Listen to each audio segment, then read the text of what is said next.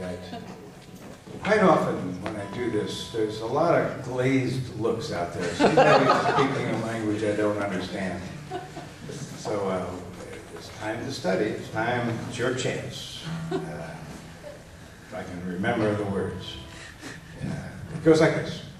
Once upon a time, in a corn country, there lived a beautiful girl, and her name was Rindercella. And she lived with her muggly other and two sad blisters. And they made her do all the wordy dirt.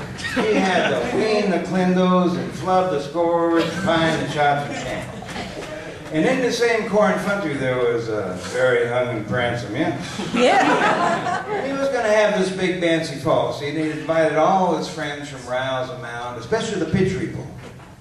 So the mug, the other, and the two sad blisters decided they'd go out and buy a fancy fest to go to the fancy fall. And they got all the little poopies and rurals on hand. They looked fabulous.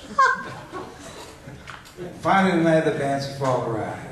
Rindercella couldn't go, and she just sat right down and tried. She was kidding their shrine when who should appear but a Gary Mudfather. Well, he whipped out his magic wand and he touched Rindercella. And in sheer terror, she whacked up against the balls and she screamed. All of a sudden, there was a smell of cloak, and there appeared before her a kick boach and Hicks White sources to take her to the Bancy Fall. And the Gary Mudfather said, Rindercella, you must return before the mocha stridnite, or I will burn you into a tumpkin. So she finally went to the Bancy Fall. And when she arrived, she was greeted at the door by the hung and pranced mints. He'd been off hiding behind this wooden window. Well, they danced all night, and they lull and fub. All of a sudden, the mid-clock struck night. And Rindercella staced down the rares, and when she beached the rodham, she slopped her dripper.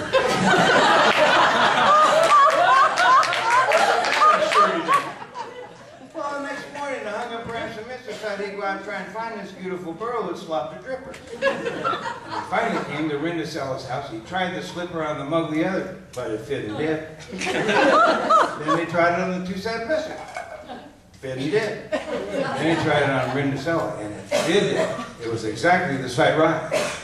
Well, they were finally married and lived heavenly after happens.